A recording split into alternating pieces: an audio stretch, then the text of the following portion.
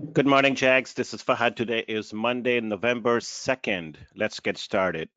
Big day tomorrow. It's the election day tomorrow. And the futures or the market was down sharply on Friday, but this morning the futures are bouncing back sharply with Dow futures are up nearly 400 points, Nasdaq up 100 points, S&P up 40 points, the Russell 2000 index is powering higher by more than 22 points or 1.5%. Um, and so some sense is coming back to this market. As I said before, the only thing I will say about this election tomorrow is that it honestly really doesn't matter in terms of the actual outcome as far as the market is concerned. What the market will like either way, regardless of who wins, is the clarity and most importantly, the uncertainty should go away, because then we will know exactly what the policy actions should be going forward. Depends on who wins, and as a result, when that uncertainty is lifted, even if there are going to be questions as to what the how coronavirus may shape things in coming months, important thing is that we will know what the policy stance should be. Once you lift that uncertainty, it should be positive for the overall market. So take a positive attitude, keep your positive positive attitude into the market going into elections, and even after elections, I think we will be just fine regardless of the outcome. Now, with that said, I have one stock that I want to quickly take a look, which is Polaris, symbol PII. Polaris reported rather very strong quarter last week. Now, if the market wasn't getting as much beaten up as it was last week, I think this stock would have actually easily rallied back to $100 to $110 per share and would have actually broken out from this range to new 52-week high. But it did not. In fact, it just came down and basically continued to consolidate in a tight range. This is a very important VOP support level on Polaris, symbol PII, at $88 per share, and the stock at $90.80. So in my personal opinion, this is a very easy entry with a hard stop at 82. The risk to the trade is only 2%, and the bounce that could potentially happen from here, given a strong quarter last week, could carry the stock way back to new 52-week high. So a low risk entry with a hard stop at $88 per share. Now, a couple things that stood out for me. RBC Capital was out with a note after this earnings came out last week with a title, I quote, "Can't keep up with robust demand," unquote. The sales were up 10.3% year over year. Now imagine we are basically swimming into so many different sectors and stocks right now where while many companies have posted sequential improvement from Q2 to Q3, but on a year over year basis, many companies are still down on a year over year basis, and not in this particular case, and that's why it catches my attention. Third quarter sales were up 10.3% year over year, that reached 1.95 billion, beating the consensus view of 1.92 billion. And the guidance was also very strong. Gross margins shot higher sharply by 260 basis points to 27.5%, which is the highest gross margins in company's history since fourth quarter of 2015. So highest gross margins in almost 6 years. The guidance that the company had put out for gross margins was somewhere about 26%, and they posted 27.5%.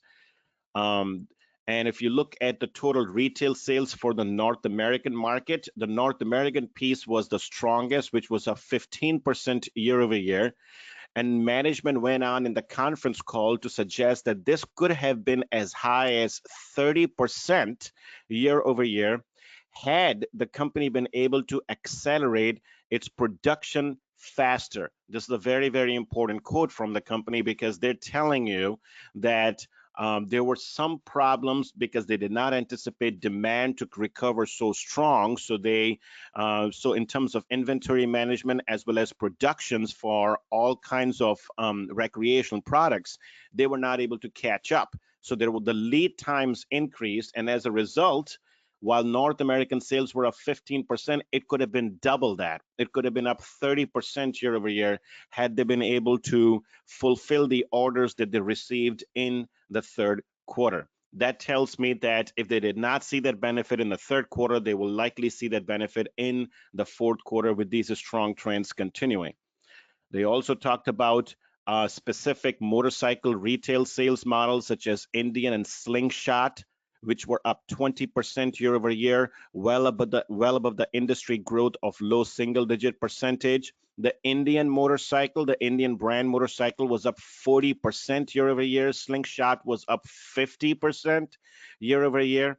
The boat retail segment was up 50% year over year. I mean, you can just go down the list, and every single piece that the company talked about was exceptionally very, very strong.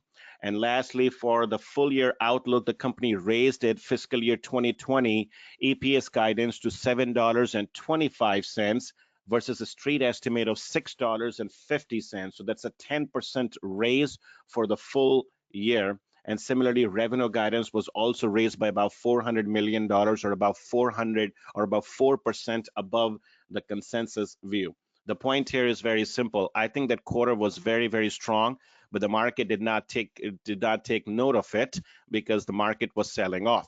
Once the certainty returns back to the market, once this election is over tomorrow, this is the kind of a name that I could expect pop sharply, as long as it holds the $88 support level. To keep an eye on this is forming a little bit of a base over here.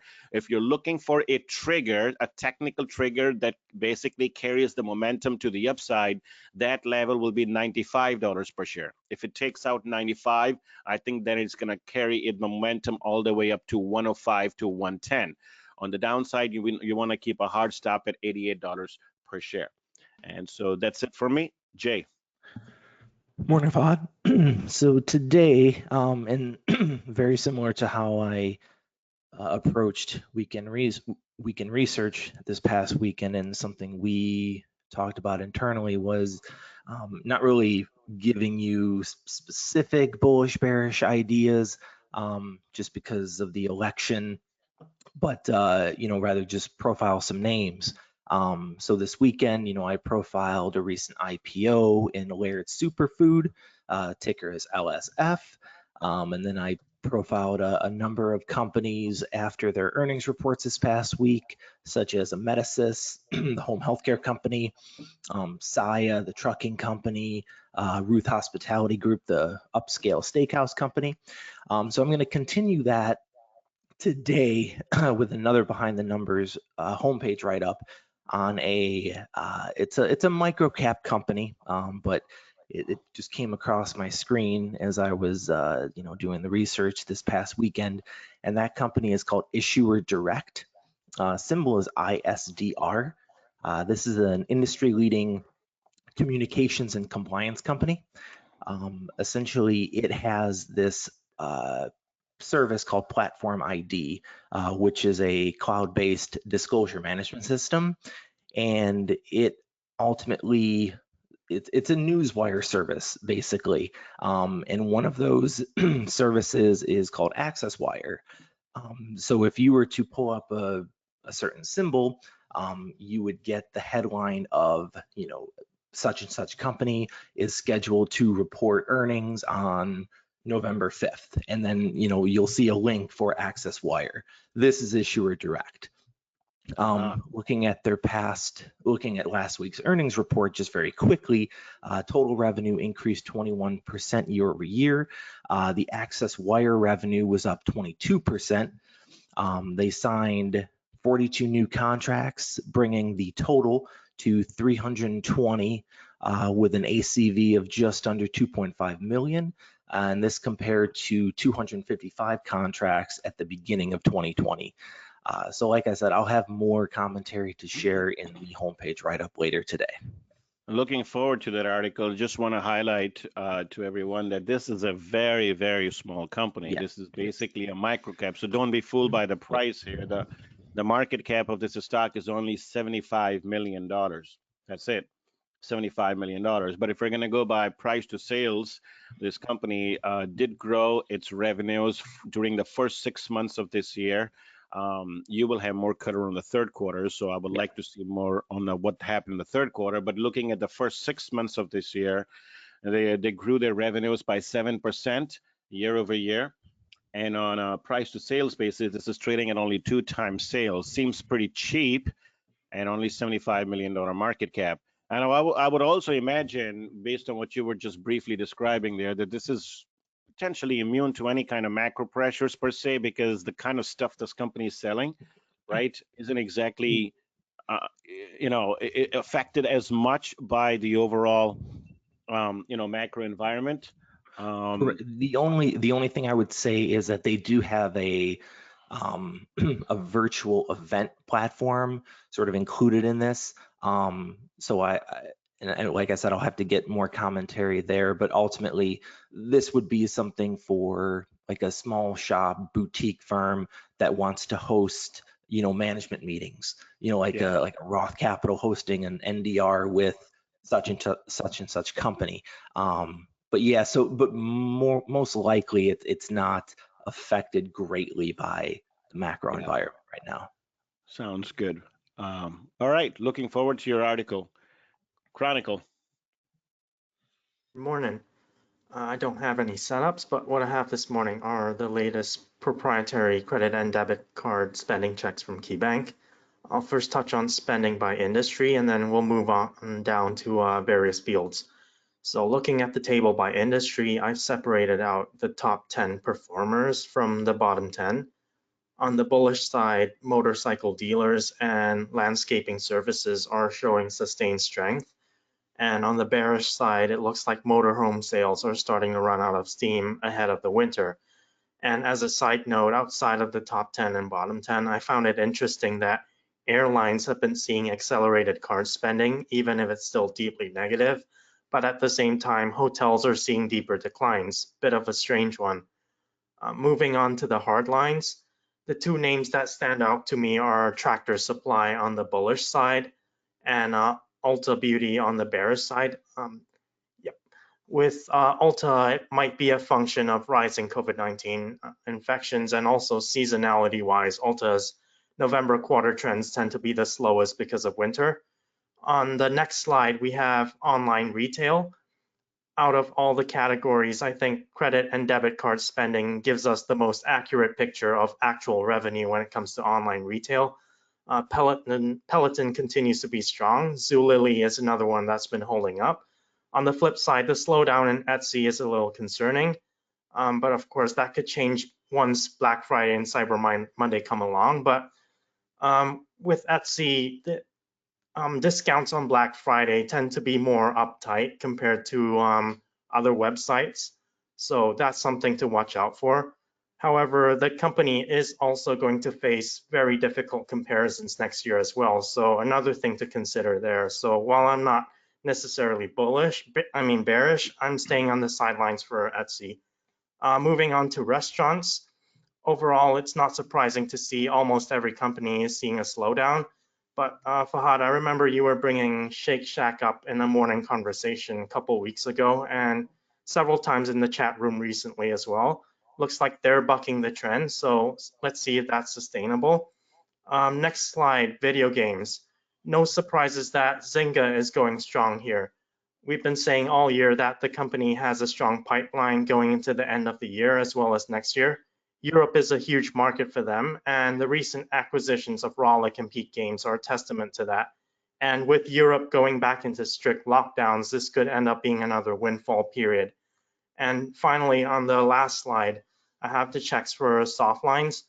Foot Locker continues to show strength here. And again, Fahad, I believe this is another one you brought up recently on the long side a couple weeks ago in relation to numbers from Nike. And then on the worrying side, we have Dick's starting to lose a bit of steam. I know we recently lost our shirts trying to short Dick's, but and this is by no means a signal to go short, but it's something to watch for now because Dick's has gone up something like 250% since March lows, and so there's now a lot of expectation being priced in. Therefore, if this slowdown continues and if the company disappoints even just a little bit, I think we might see a sudden 10 to 15% pullback from these levels. So that's all I have this morning. Yeah, very interesting. Of all of these, the one that catches my attention is Tractor Supply, TSCO. This is a very, very strong jump looking at these channel checks. So basically, we're looking at late September and throughout pretty much the whole month of October, and we're seeing a sequential improvement essentially. If we average this out, if you do like a rolling 3-week or rolling 4-week sales, we would see that the most recent week, which was October 25th, which shot up by 40%, which was an acceleration from 22% in the prior week, which was an acceleration from 9.3% in the prior week. We would expect basically the chart, if you chart this out, you would see basically an improving trend in tractor supply going into October. And so if that trend continues and continues to hold well into November and beyond, and then this is positive for this stock. And as a reminder, that back on October 19th in the morning conversation, that's precisely when I presented the bull case for TSCO going into earnings. But to my surprise, even though the company reported an absolutely fantastic quarter, this stock actually pulled back rather than breaking down. And so quite a bit of a pullback from them, but it seems to be stabilizing. We saw last 2 days of last week, Thursday and Friday, we saw some relative strength in the stock. It didn't want to come down. So it's a very easy trade here too on this pullback to get long with a hard stop at $130 per share, considering that we presented the bull case going into earnings, and now post earnings, based on these KeyBanc channel checks, we're looking at actually growth not only staying strong, but rather accelerating throughout in the month of October. So this would be the one that would be I would be most interested in, given that the stock has pulled back. Fantastic stuff, Chronicle. Always like looking at these channel checks. All right, folks, we're going to stop over here. We'll see you in the chat room shortly.